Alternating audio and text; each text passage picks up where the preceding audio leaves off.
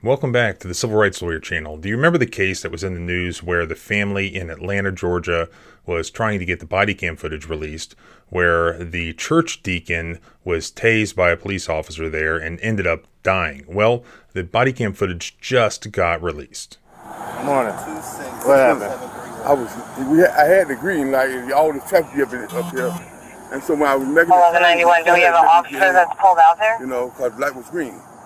Is this your car? Yes. I mean, I know what happened, but you can tell me. I already watched the camera what happened. Oh, okay. Yeah. All right. So the move, you're trying to solve the traffic. The accident already happened, so why are we arguing about it? You can go in your car, actually. All right, I did find you at fault in the accident. I was in the red light. And my light was green. Why are you screaming at me? I'm not screaming. I'm saying it was not my fault. He ran into my truck. So I need you to sign this ticket right here on the X.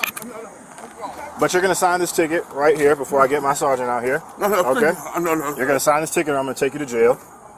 I didn't do nothing wrong. Who are you screaming at?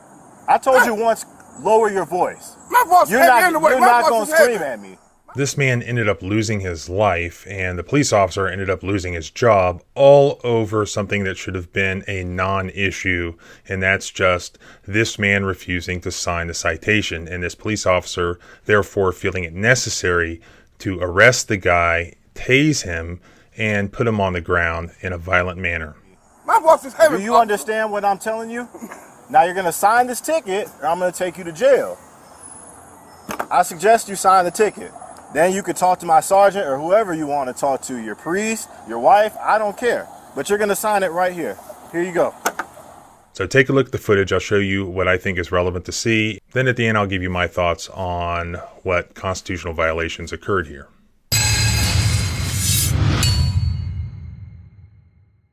Johnny Hallman, a church deacon, was driving home from Bible study at his daughter's house and taking dinner to his wife when he ended up colliding with another vehicle as he was turning across a busy street west of downtown Atlanta. According to a previous police statement about this incident, which occurred on August 10th, an officer was dispatched to the scene of the accident and determined that Mr. Hallman was at fault.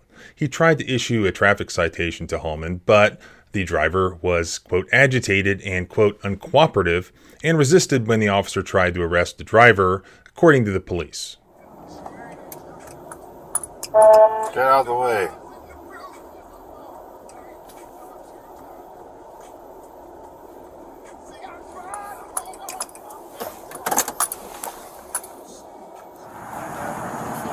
Just checking to see if you have any officers at 20 East Down in Hamilton home. Morning. What happened? I had the green light, all the traffic up here. And so when I was making 1191, do we have an officer that's pulled out there? You know, because the light was green. And I was traffic Not backed all that the way up on here. the screen. I got ready to turn. Was calling Trying to hit me on the side right here. officers at the location. They were trying to. We have our own turn here. He hit me right here, and he went on down that way with it. That's copy. I think But all my the light was officers red are over on here. call. You know, I don't think He wasn't that turn. maybe zone 4. My light was green. Come pull your car up right here. Come pull your car up right here. While the cars are like this real quick, can I just kind of explain what happened from my standpoint? Is this your car? Yes. I mean, I know what happened, but you can tell me. I already watched the camera what happened. Oh, okay. Yeah. All right. You said I could tell you one? You want to? Yeah. So, all right. So I'm making a right turn. I even saw him. So as soon as basically he just, essentially all he did was cut it way too sharp and just ran right into my car.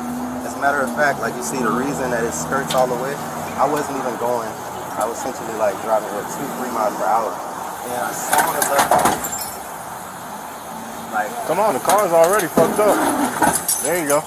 Come on. There you go. Turn it right in there.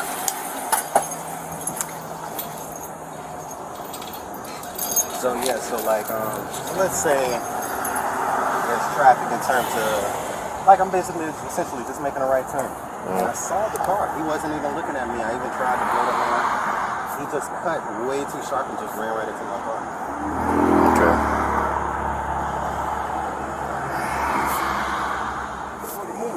Trying to solve the traffic. The accident already happened, so why are we arguing about it? You can go in your car, actually. You can go in your car. You can go in your car. You got your driver's license on you? Yeah. Right here, right there. I should be able to get that myself.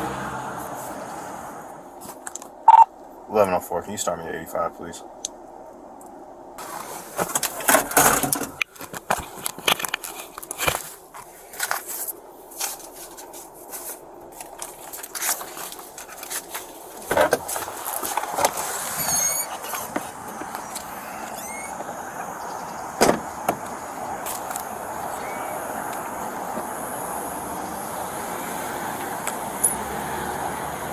Alright.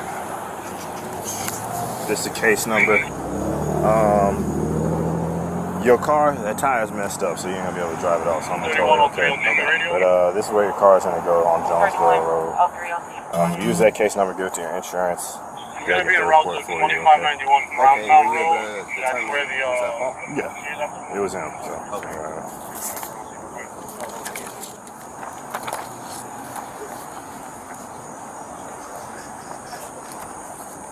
Alright, man.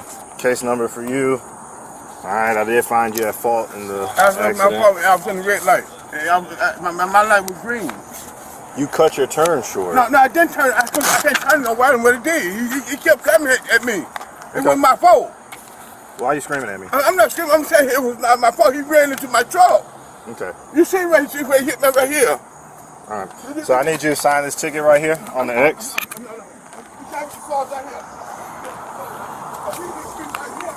Okay.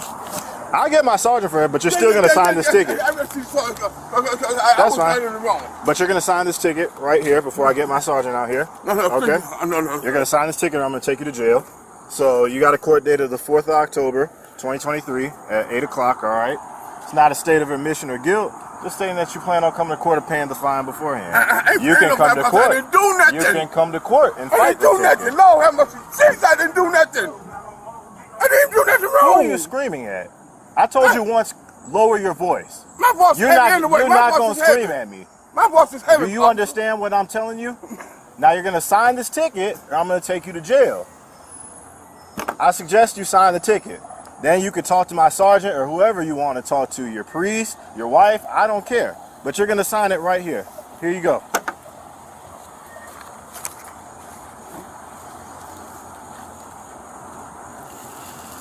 Sir, I'm going to ask you one more time.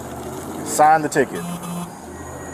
So you sign the ticket. You're trying to make sign me the say I'm ticket. guilty of something I'm not guilty of. Sign the ticket. That's what you're trying to make me say? Sign the ticket. Okay, I'm going to sign the ticket. I'm going to sign the ticket. I'm going to sign the ticket.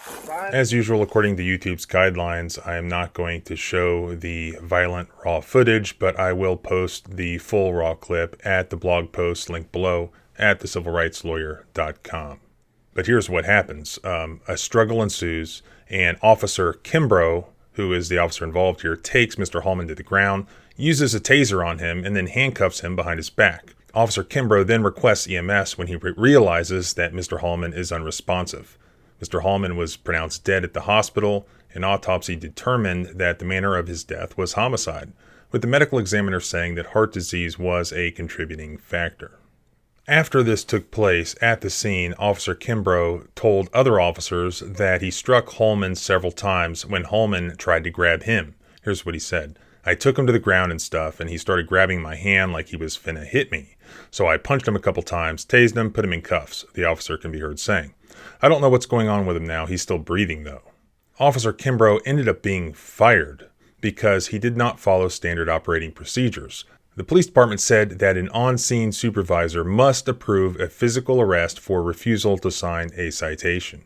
After this fatal incident, the police department made several changes, including revising the standard operating procedures regarding traffic citations and allowing officers to write refusal to sign instead of making arrests, according to the mayor's office, which said it instructed the police department to conduct a top-to-bottom review of this incident and its policies. It's also currently under investigation by the Georgia Bureau of Investigation. Here's yet another example of a police department running defense and getting rid of an officer or throwing an officer under the bus and claiming that it's just because of policy violations.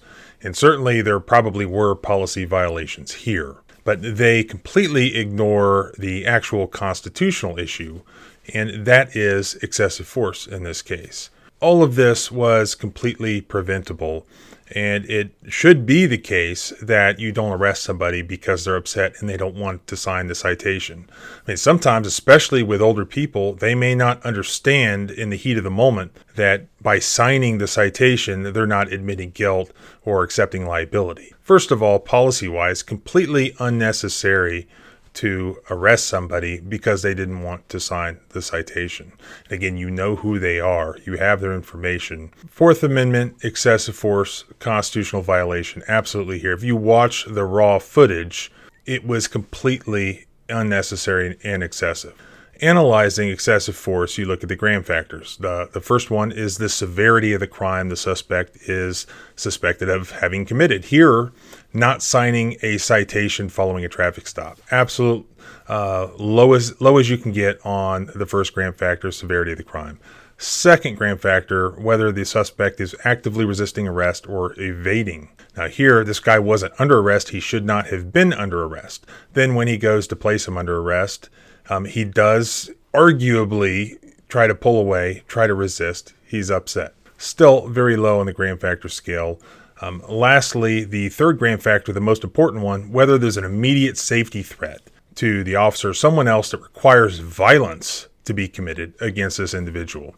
Here, this man was posing no safety threat to anybody. So all three of the Graham factors, all very low. So what the police department here is ignoring and refusing to say publicly for liability reasons is that this was excessive force under federal case law, a constitutional violation. And that's absolutely when you're not allowed to tase people. For instance, passive resistance. Give me your hand. You're not putting your hand behind your back like I'm directing you to. Whether that's true or not, that is passive resistance, and you're not constitutionally allowed to tase people. And although police officers like to think, well, we've all been tased in our training, it's no big deal. It is like electrocuting people, and some people you're dealing with are older or have medical issues that you know nothing about, such as this guy who had pre-existing issues. And one of the things we learned in law school is that you take your plaintiff as you find him. So if you end up punching somebody in the head who has eggshell skull syndrome, and that ends up crushing a skull and killing him, you didn't think that would happen.